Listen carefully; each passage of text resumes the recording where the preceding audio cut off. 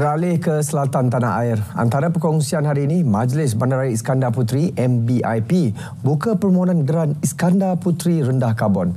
Langsung dari studio RTM Johor Bahru bersama Erwin Zaid. Silakan Erwin.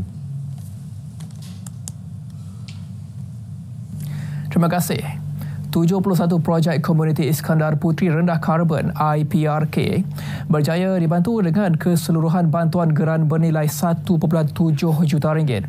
Tahun ini, Majlis Bandaraya Iskandar Puteri MBIP membuka permohonan bagi geran IPRK 4.0 yang menawarkan bantuan sehingga RM50,000. Pegawai Perancang Bandar dan Desa MBIP, Safwan Sari berkata, inisiatif ini sebagai platform mempersiap warga bandaraya ini dalam menepani masalah perubahan iklim.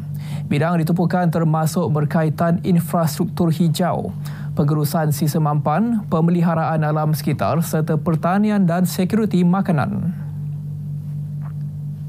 Tapi kali ini kita telah melaksanakan inisiatif ni selari dengan kita punya pelan tindakan iklim 2030 milik MBIP. Dengan itu kita telah memperkenalkan satu platform yang dipanggil sebagai Iskandar Puteri rendah karbon ataupun secara ringkasnya diberi nama sebagai IPRK lah. So IPRK ni adalah merupakan satu platform untuk komuniti di dalam kawasan MBIP menjalankan pelbagai inisiatif awareness dan sebagainya berkaitan dengan masalah perubahan iklim. Jadi sebab kami komuniti, kami tiada peruntukan khas. Jadi apa yang kami cuba dapatkan geran daripada ataupun sumbangan daripada agensi kerajaan atau majlis tempatan lah. Dan saya boleh kira mungkin ini kejayaan komuniti Flora pun sebenarnya sebahagian besar adalah sumbangan daripada MBIP lah. Itu. Surau Taman Pulai Flora Skudai merupakan penerima geran IPRK yang membangunkan sebuah kebun komuniti dan hub rendah karbon sebagai pendapatan sampingan kepada surau. Orang ramai dijemput menghadiri sesi taklimat penawaran geran IPRK 4.0 yang bakal diadakan pada 17 Mac ini di Auditorium MBIP.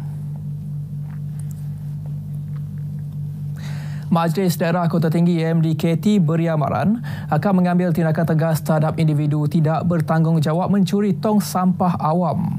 Insiden kehilangan tong sampah sering dilaporkan dan ia menjejaskan kebersihan kawasan sekitar dan imej daerah tersebut. Ahli Majlis Kota Tinggi Muhammad Ali PE berkata, insiden itu berlarutan sejak sekian lama, membabitkan puluhan tong sampah hilang dipercayai dicuri. Tapi kita bersangka baiklah yang mereka ambil tong sampah ni untuk kegunaan mereka sendiri di rumah. Dan saya sarankan sekali siapa yang berminat, kita sedia berkongsi. Yang memerlukan kita sediakan. Dan kepada yang nak buat koleksi pun tak ada masalah. Kalau sampah ni untuk jadi koleksi mereka di rumah, kita pun akan hantar juga. Kan dia 2 dalam 1. Koleksi dan boleh guna untuk buang sampah. Tegas beliau, pelaku boleh disiasat mengikut Undang-Undang Kecil Vandalisme MDKT 2012 yang memperuntukkan hukuman denda RM2,000 atau penjara tidak lebih setahun atau kedua-duanya sekali. Jadi bila pengunjung datang nak buang sampah tak boleh. Bila sampah letak sepa-sepa nanti salahkan pengunjung yang kotorkan tempat. Padahal majlis dah sediakan tong sampah tapi tong sampah pula dicuri orang. Jadi semua nama semua akan jadi buruk lah.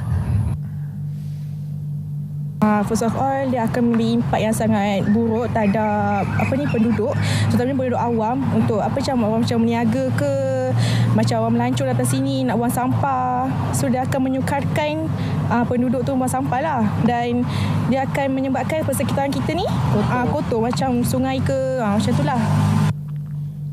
Terdahulu, MDKT menerusi hantaran di Facebook menyeru orang ramai melaporkan kepada pihak berkuasa tempatan sekiranya mempunyai maklumat berhubung kejadian. Menjelang Ramadan, Kelab Permata Syurga Johor Darul Takzim santuni golongan asnaf dan orang kurang upaya OKU di sekitar Kota Tinggi Johor. Lebih 60 bakul makanan disumbangkan menerusi program Mahabah Kasih Bakul Ramadan 2024 di Kampung Seri Jaya, Kota Tinggi Ahad lalu. Pengerusinya Partiva Masiran berkata bantuan berupa beras dan barangan keperluan dapur diharap mampu meringankan beban. Syukur Alhamdulillah kami tengok pun kurang-kurangnya bantuan ni sebab Ramadan ni anak nak sekolah, lepas tu nak puasa, nak syawal, jadi kos hidup tu agak berganda lah kan untuk bulan Mac ni. Jadi dengan ada program macam ni, kurang-kurangnya kita tengok mereka tersenyum tu, senyuman dia orang tu insyaAllah dapat buat kita semua. Itu je lah. Keseluruhan sumbangan dianggarkan bernilai hampir RM5,000 dengan setiap bakul makanan bernilai RM90. Usaha mundi ini bakal diperluas pada tahun hadapan dengan sokongan pemimpin setempat dan pelibatan badan bukan kerajaan NGO lain.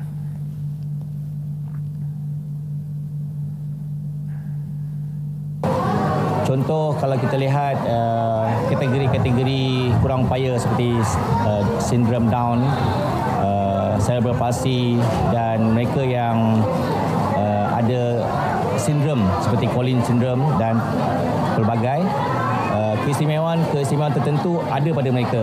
Jadi kalau kita bantu mereka ini dan beri ruang pada kelab ini untuk memanfaatkan society, masyarakat sekeliling dengan bantuan-bantuan masyarakat, ia memungkinkan banyak aktiviti-aktiviti yang bermanfaat dan boleh kita kategorikan sebagai kategori kumpulan fokus yang berdaya maju.